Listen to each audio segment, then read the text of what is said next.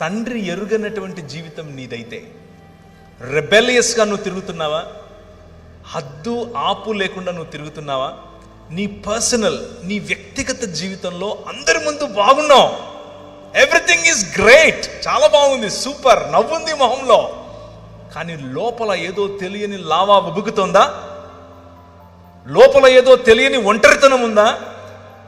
నన్ను కూడా ఇలా కౌగిలించుకుని ఒకరు ముద్దాడితే ఇంత బాగుంటుంది అన్న ఫీలింగ్లో నువ్వు ఉన్నావా? అమ్మాయిలైనా అబ్బాయిలైనా, మీ వయసు 50 అయినా 20 అయినా, అందరిలో ఉండే ఫీలింగ్ ఇది. తండ్రి, మా నాన్న కావాలి, మా నాన్న మాట్లాడితే ఎలా ఉంటుంది, మా నాన్న నన్ను టచ్ చేస్తే ఎంత బాగుండేది, మా నాన్న నన్ను కౌగిలించుకుంటే ఎలా బాగుండేది. ఈ పరలోకపు తండ్రి ఈరోజు రాత్రి నీతో మాట్లాడుతున్నాడు. ఐ యామ్ యువర్ ఫాదర్, నేనే నీ తండ్రిని. ఐఎమ్ దేర్ ఫర్ యూ, నేను నీకోసం ఉన్నాను. నువ్వంటే నాకు ఎంత ముద్దో తెలుసా? నిన్ను చూడకుండా ఒక్కరోజు కూడా ఉండలేను నేను. నువ్వు మాట్లాడుతుంటే నాకు అదేదో వైలెన్స్ భాషినట్లు ఉంటుంది. That's how your God feels about you. నీ పట్ల నీ తండ్రికి ఉండేటటువంటి హృదయం ఇది. ఎంతగా నిన్ను ప్రేమిస్తాడంటే నీ తండ్రి, నీకోసం చచ్చిపోయేంతగా చెబుతారు ఈ లోకంలో ఉన్న తండ్రులు, కానీ మా నాన్న చేసి చూపించాడు. వచ్చి మనందరినీ మళ్ళీ ఒక్క కుటుంబంగా చేయటం కోసం తన శరీరాన్ని విరిచాడు. రూపాంతరము చెందించటం కోసం రూపురేఖలు లేకుండా పోయాడు. అయితే ఆ రూపాంతరము కేవలం అనుభవంగా ఆగిపోకూడదు. ఆ రూపాంతరము, తండ్రిగా వచ్చినటువంటి ఈ దేవుని యొక్క రూపాంతర చరిత్ర కేవలం అనుభవంతో ఆగిపోవడానికి వీల్లేదు. దానికి ఒక మనుగడ ఉండాలి, దానికి ఒక చరిత్ర ఉండాలి, దానికి ఒక భవిష్యత్తు ఉండాలి, ఎప్పటికీ సమసిపోయినటువంటి భవిష్యత్తు ఉండాలి. ఆయన తన శరీరాన్ని నాటాడు, ఒక విత్తనము వలె విరిగాడు, ఒక విత్తనము వలె ఆయన పగిలాడు. దున్నబడినటువంటి ఆయన శరీరం నాటబడిన తర్వాత 3 రోజులైన తర్వాత, 2 దినములైన తర్వాత 3వ దినమున యెహోవా సముఖమందు మనము జీవించినట్లు ఆయన మరణాన్ని చంపి తిరిగి లేచాడు. That is your father. మీ నాన్న అది. మీ నాయన మరణానికి లోనయ్యేవాడు కాదు. మీ నాయన మరణాన్ని చంపినవాడు, చంపి తిరిగి లేచాడు. 3 దినములైన తర్వాత, హోషేయ గ్రంథం 6వ అధ్యాయం 2వ వచనం. హోషేయ గ్రంథం 6వ అధ్యాయం 2వ వచనం. 2 దినములైన తరువాత ఆయన మనలను బ్రతికించును, మనం ఆయన సముఖమందు బ్రతుకున్నట్లు 3వ దినమున ఆయన మనలను స్థిరపరచును. ఈ తండ్రి హృదయం ఏమిటి అని అంటే, మీ నాయన హృదయం ఏమిటో అంటే, కేవలం రూపాంతరము అన్నది ఒక అనుభవంగా ఆపటం కాదు. ఈ మరణాన్ని చంపి నూతన సృష్టిగా నిన్ను మలచటం. నేను ఫేస్బుక్లో ఒక పిక్చర్ చూశాను, మీలో కూడా చాలామంది చూసే ఉంటారు. ఒక ఆయన నిలబడుకొని సుత్తి ఉలి తీసుకుని ఇలా కొట్టుకుంటున్నాడు. ఇలా కొట్టుకుని లావుగా ఉండే ఆయన సన్నగా మంచిగా స్లిమ్గా తయారవుతున్నాడు. అలా శిల్పకారుని వలె నీ తండ్రి ఈ ప్రపంచాన్ని, ప్రపంచంలో ఉన్న మానవ సమాజాన్ని తన వైపుకు, తన బిడ్డగా మలుచుకుంటున్నాడు. అయితే దేవుణ్ణి తిరస్కరించటం కారణంగా మనం సంపాదించుకున్నటువంటి మరణం, దేవునితో ఎడబాటు, ఈ ప్రపంచంలో దేనికి గ్యారంటీ లేదు, దానికి మాత్రమే ఉంది. మరణం తప్పదు ప్రతి ఒక్కరికి, నీకైనా నాకైనా, మనకంటే ముందు పోయిన వారికైనా మన తరువాత పోయే వారికైనా. మరణం తథ్యం. మరణం, death is the only guarantee in this world. దాన్ని మించిన గ్యారంటీ ఏది లేదు. కానీ దానికంటే బెటర్ గ్యారంటీ ఇంకొకటి ఉంది.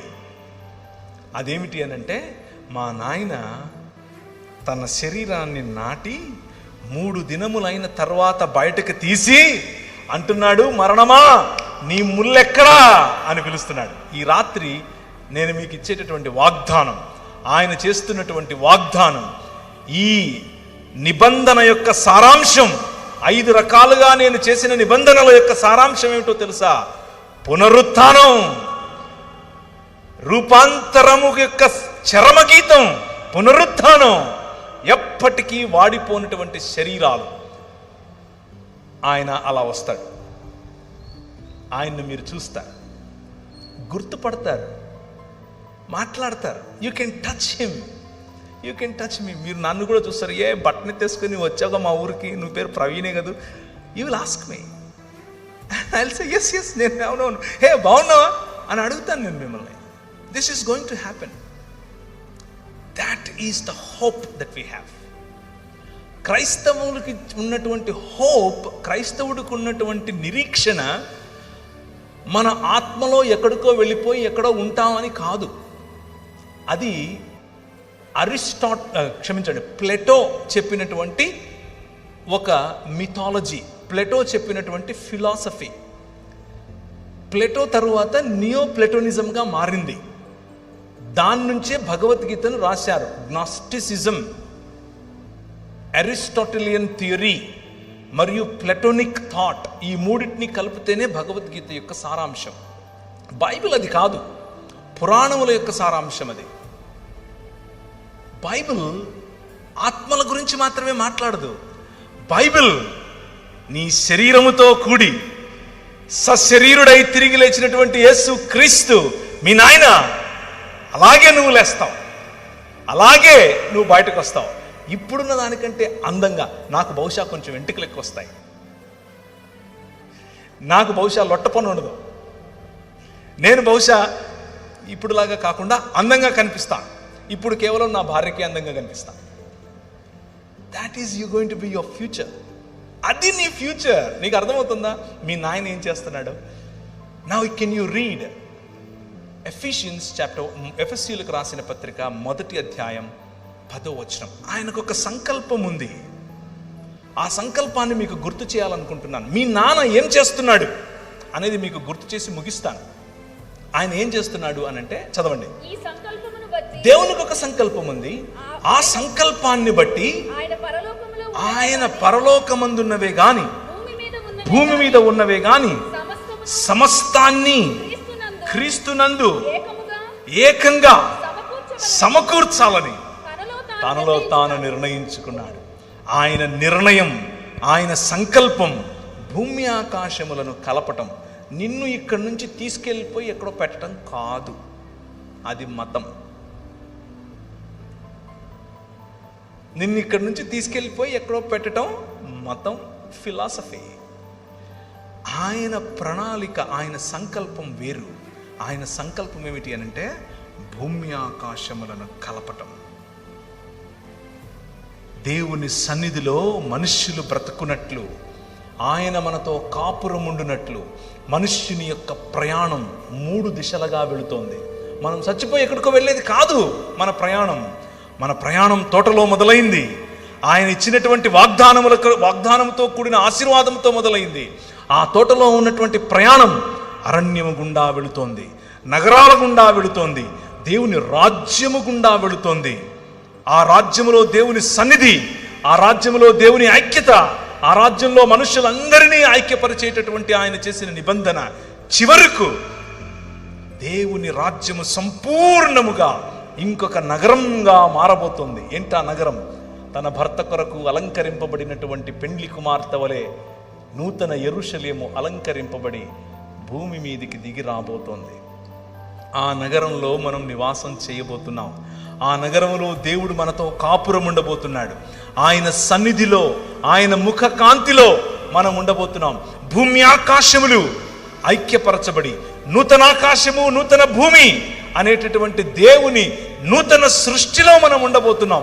ఇది మన ముందు నడిచిన వారు, మనకు వాక్యోపదేశం చేసిన వారు నేర్పినటువంటి సత్యం. అర్థమవుతుందా? The reality, the truth of Bible is God coming and dwelling with us. దేవుడు వచ్చి మన మధ్య నివాసం చేయటం. మనం ఇక్కడి నుంచి ఎక్కడికో వెళ్ళిపోవటం కాదు. దేవుడు వచ్చి మన మధ్య నివాసం చేస్తాడు. ఆ నూతన సృష్టిలో తండ్రి లేని నువ్వు తండ్రిని కనుగొంటావు. హల్లెలూయా. నాకు నిజమైన తండ్రి కనిపిస్తాడు. నా నిజమైన తండ్రి దగ్గరికి వెళ్ళి నేను హత్తుకుంటాను. ఆయన నా కన్నుల ప్రతి బాష్ప బిందువును తుడిచేస్తాడు. That is what your God is doing. That is what your father is doing. నీ తండ్రి చేసేటటువంటి పని అది. నీ తండ్రి నీకు ఇచ్చినటువంటి మాట నెరవేర్చుకునే తండ్రి. ఈ దేవుని రాజ్యం అనేటటువంటి దర్శనం చూసి దానియేలు చెప్పినటువంటి ఆ ఇంతై మహాపర్వతమైనటువంటి ఆ రాయి వచ్చి ఈ ఊర్లో పడితే ఒక సమాజముగా స్త్రీ అని పురుషుడని తేడా లేకుండా, గ్రీకు దేశస్థుడని యూదుడని తేడా లేకుండా, దాసుడని యజమాని అని తేడా లేకుండా అందరూ కలిసి ఒక్కటిగా ఒక్క శరీరముగా మారుతున్నారే, దీనినే రూపాంతరం అని పిలుస్తారు. ఈ రూపాంతరం ఇంతటితో ఆగదు. ఈ రూపాంతరం ఒక నూతన యెరూషలేము అనే పట్టణంలోనికి వెళ్ళిన తర్వాత ముగుస్తుంది. ఆ పట్టణంలోనికి మనం వెళ్ళబోతున్నాం. ఆ పట్టణంలో మనకంటే ముందు నిద్రించినటువంటి పరిశుద్ధులు కూడా ఉంటారు. మనకంటే ముందు నిద్రించినటువంటి, ఒకవేళ నీ భర్త నిద్రించి ఉంటే నువ్వు ఆయన చూస్తావు. ఒకవేళ నీ భార్య నిద్రించి ఉంటే నువ్వు ఆమెను చూస్తావు. బ్రతికి ఉన్న మనం వెళ్ళి వారిని స్వాగతించి తీసుకుని వస్తాం. రాజు, the king of this world వస్తాడు.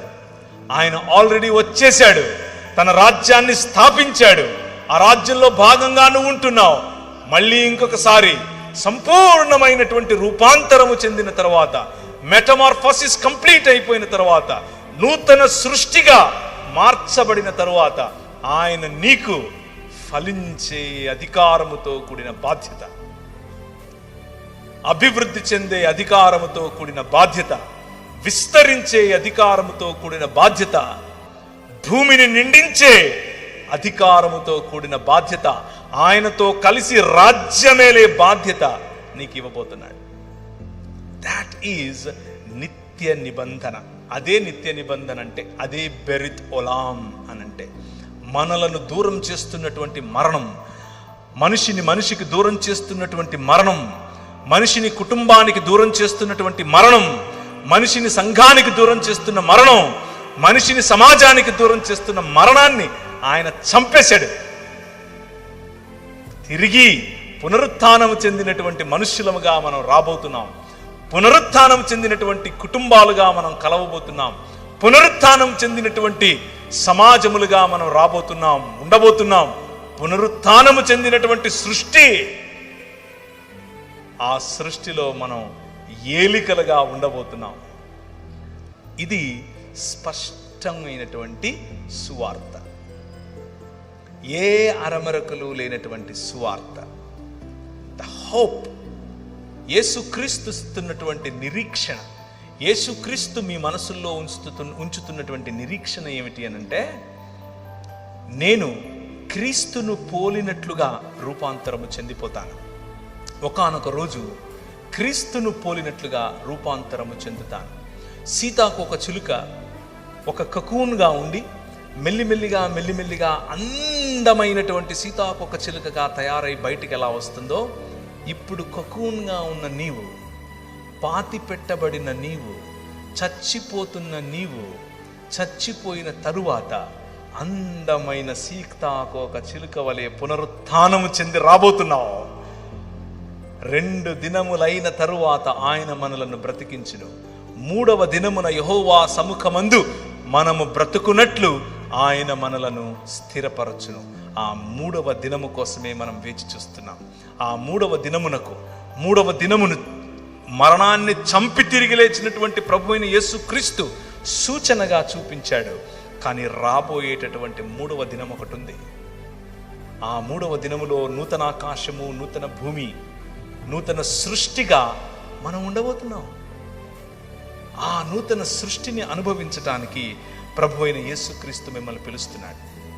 తండ్రి, ఆయన భర్త కూడా. హృదయంలో ఉన్నటువంటి నీ బాధ ఆయనకు తెలుసు.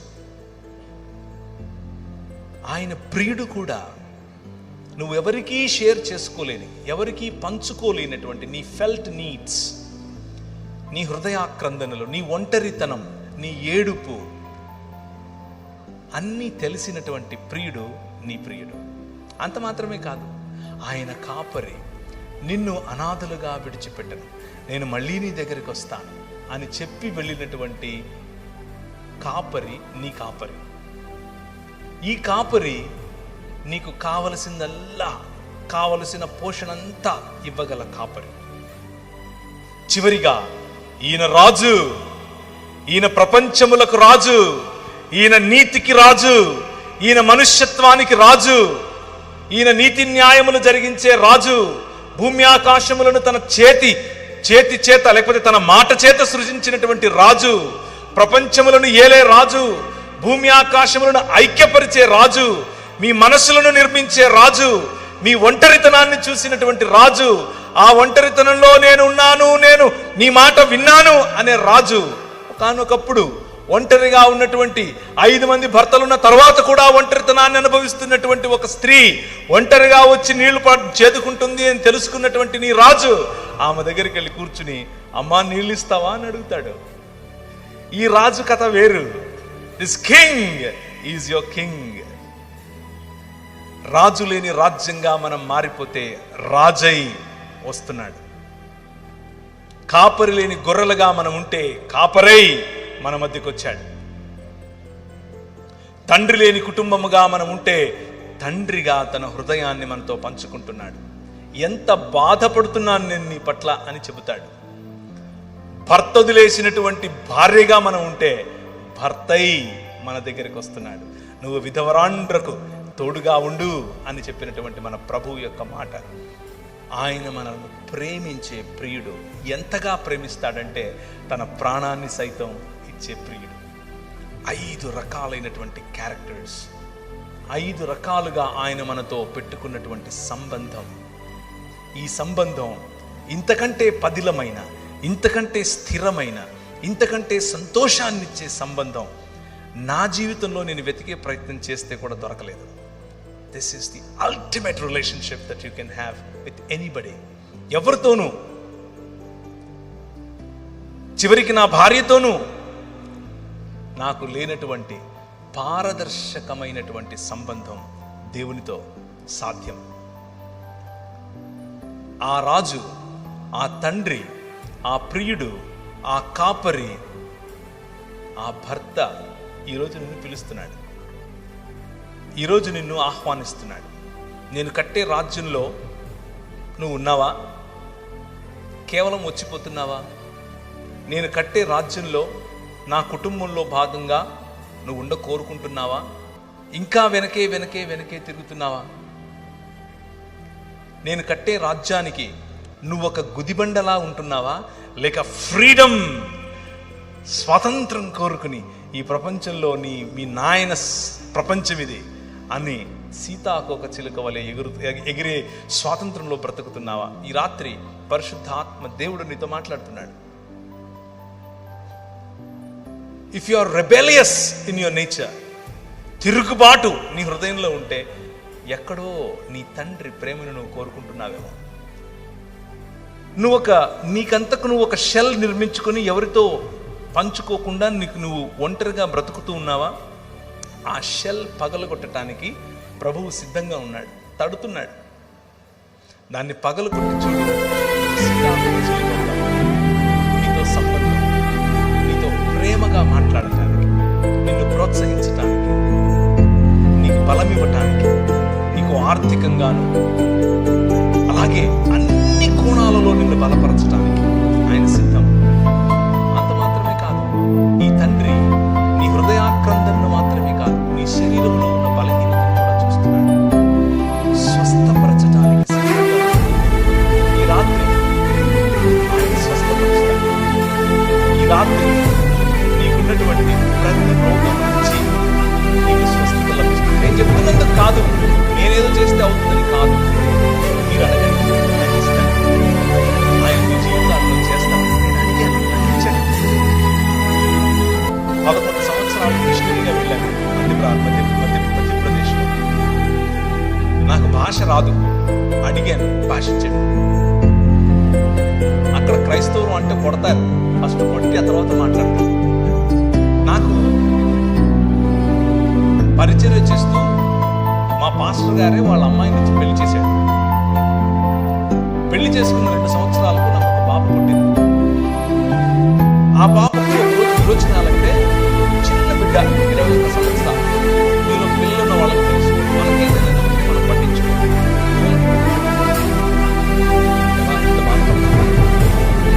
ఆ బాబుని తీసుకుని హాస్పిటల్కి డాక్టర్ చూపిస్తే డాక్టర్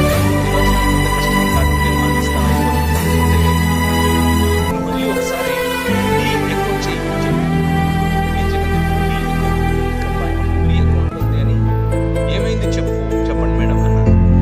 ఏమీ లేదు, ఈమెకు టెట్రాలజీ ఆఫ్ ఫాలో అనే గుండెకు ఉండేటటువంటి ఒక ఇబ్బంది ఉంది అని చెప్పింది. టెట్రాలజీ ఆఫ్ ఫాలో అంటే నాకు గ్రీకు ఇప్పుడులాగా వినిపించింది. ఏంటబ్బా ఇది అని అనుకున్నాను. తర్వాత ఆమె నాకు అర్థమవడం కోసం ఏం చెప్పిందంటే, గీతాంజలి సినిమా చూసావా, అందులో హీరో అది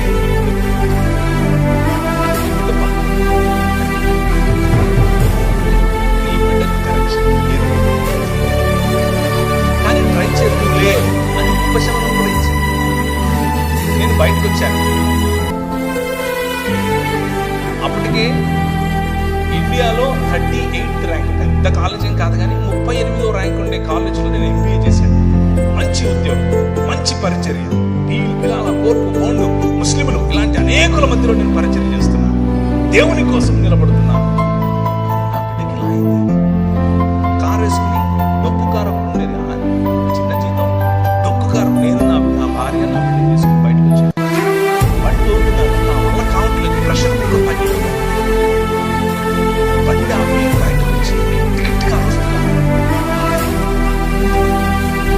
నాకెందుకు, నాకే ఎందుకు, నా బిడ్డకే ఎందుకు? ఇన్నేళ్లు నేను కష్టపడ్డానే కోసం, ఇన్నేళ్లు నేను నా ఇల్లు ఇడిచిపెట్టి వచ్చానే. ఉత్తర భారతదేశంలో నీకు కోసం తన్నించుకోవాలా నేను, నువ్వేమో నా బిడ్డకు గుండెలో చిల్లు పెడతావా అని దేవుడితో కొట్లాడటం మొదలుపెట్టాను. 2 సంవత్సరాలు, ఇంకా ఎక్కువే చెప్పాలంటే, కొట్లాడుతూ వచ్చాను. వాక్యం చెప్తున్నాను, చిన్న ఉంది, అన్ని చేస్తున్నాను, అమెరికాకి వెళ్తున్నాను, అక్కడ వాక్యం చెప్తున్నాను, ఇక్కడ వాక్యం. కానీ మనసులో ఒక పోరాటం, దేవునితో పోరాటం. ప్రభు నన్ను ప్రశ్నించాడు, నువ్వెంతకాలం బతుకుతావా? వేసుకో, వేసుకో.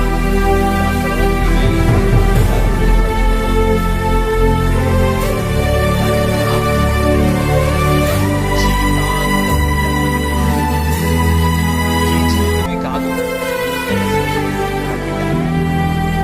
అది నా ప్రేమ తేడా. టెన్షన్ పడవచ్చు. వెతికితే ఒక మంచి డాక్టర్ బెంగళూరులో దొరికితే ఆయన దగ్గరికి వెళ్ళి కరెక్షన్ చేయించాను. ఆ అమ్మాయికి 1.5 సంవత్సరం 2 ఏళ్ళు ఉండగానే కరెక్షన్ చేయించాను. కంప్లీట్గా హీల్ చేశాడు దేవుడు, కంప్లీట్గా. ఇప్పుడు సామాన్యమైనటువంటి పిల్లలు ఎంత ఎదుగుతారో, ఎంత మాట్లాడతారో, ఎంత చదువుతారో, ఎంత ఉన్నతంగా ఆలోచిస్తారో, అన్ని సామాన్యుల కంటే బెటర్గా నా బిడ్డను ఆశీర్వదించాను.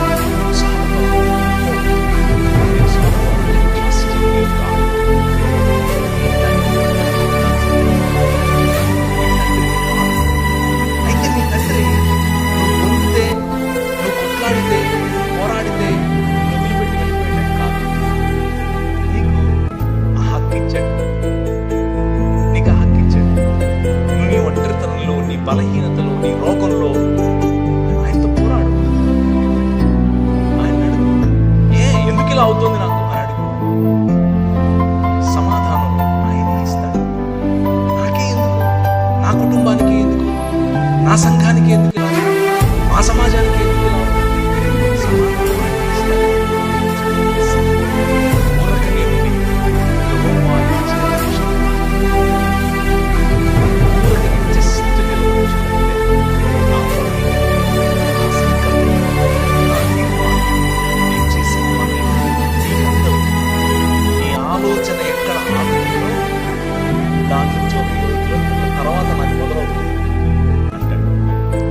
చూడలేదు నా భవిష్యత్తు ఇలా ఉంటుంది. కానీ ప్రభు చూశాడు. నా పోరాటంలో నాకు నేర్పిన పాఠాలు, నా పోరాటంలో నన్ను నిలబెట్టిన పద్ధతి, నా పోరాటంలో నన్ను ఆశీర్వదించిన విధానం అంతా కాదు.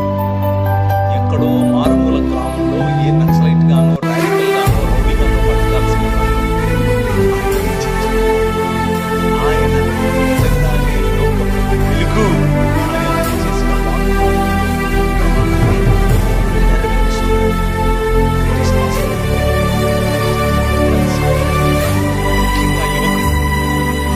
మైక్ ద్వారా లైవ్ ద్వారా యువతులకు ఈ మాట చెప్తున్నాను.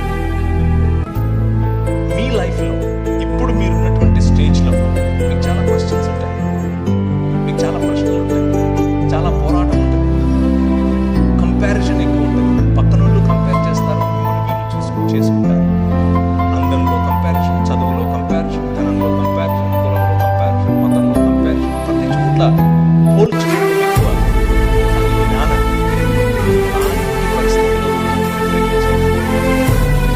అయితే యవ్వన ప్రాయంలో యువతలో in your youthfulness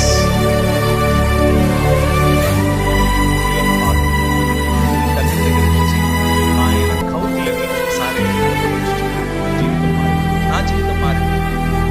నా జీవితం భేషుగ్గా మారింది. పెంట కుప్పల మీద పడి ఉండేవాడిని. భయంకరంగా నేను మాదక ద్రవ్యాలకు అలవాటు పడిపోయినవాడిని. నా జీవితాన్ని మార్చాడు. నీ జీవితాన్ని మారుస్తాడు. అండ్ టుడే, ఈరోజు ఒకానొకప్పుడు నేను బ్రతికే గనక బ్రతికున్నట్టే మా ఇంట్లో వాళ్ళు నన్ను చూసి అసహించుకునేవాడు. ఈరోజు గర్వపడక్కర్లేదు, కనీసం అసహించుకునేవాడు.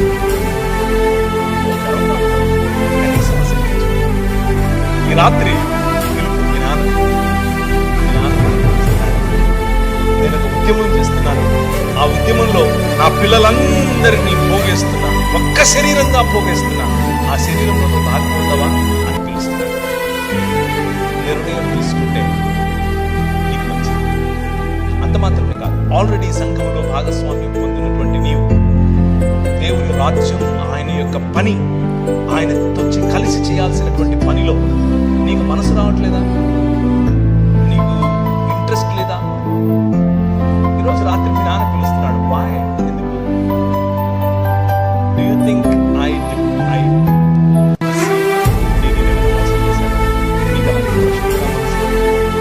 నేను నీతో సరిగ్గా లేదా అలా చేస్తున్నాను. చాలా ఇష్టం. నీకోసం ఏమైనా చేయడానికి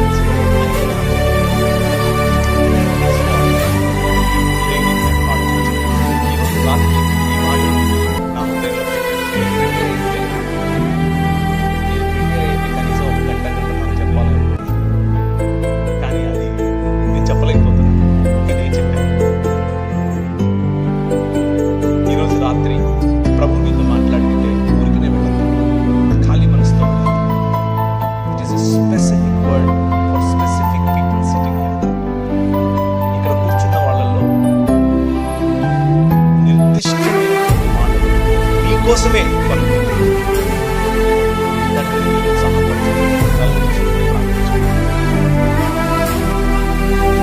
ప్రభు ఈరోజు రాత్రి చాలా సరళంగా 5 రకాలైనటువంటి ఆశీర్వాదముతో కూడినటువంటి ఆజ్ఞలను